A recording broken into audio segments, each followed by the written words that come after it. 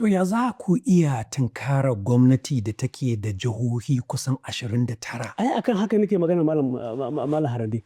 Suna da gwamnoni. Bola Tinubu yana ɗan takara. Aka zo jihar shi ta Lagos. Mazaɓar shi ta ward ɗin shi bai ci zaɓe ba. Jihar shi ta Lagos.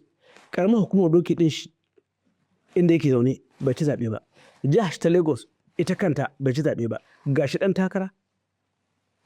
Bayan yana ɗan takara kuma ga gwamnan Lagos Sanwo ɗan jam'iyyar Sarai. Muhammadu Buhari Allah ya ji rahama yana shugaban ƙasa. Jam'iyyar ta APC ita ke da gwamnati ƙarƙashin jagorancin mai gidana Aminu Bello Masari. Ba su ci zaɓe a ƙasa ba. Abdullahi Adamu shi ne shugaban jam'iyyar APC. Ɗan uwana Abdullahi Sule shi ne gwamnan Nasarawa a jam'iyyar APC. Amma APC ba su ci nasara ba. Lalong abokina shi ne gwamnan jihar Plateau.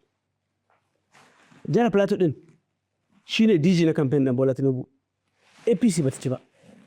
Saboda haka kujerar gwamna ba ita take kawo zaɓe ba.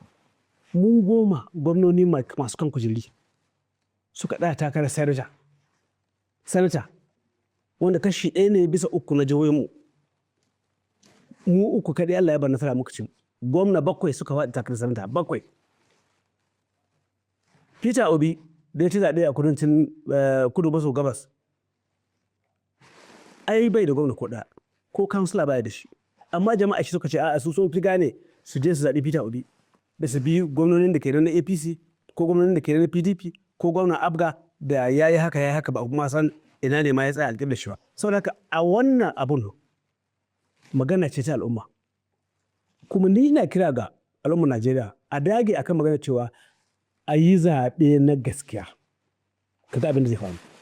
To kana so ka ce kenan tarin gwamnoni har 29 taron je-kana-yi-ka ne kawai kake nufi ba za su iya kawo ma Tinubu ƙuri'u a jihohinsu ba har ya ci zaɓe a 2027? Ka tuna ƙarshe ta inda ke cewa yawan mutane shi ne kasuwa.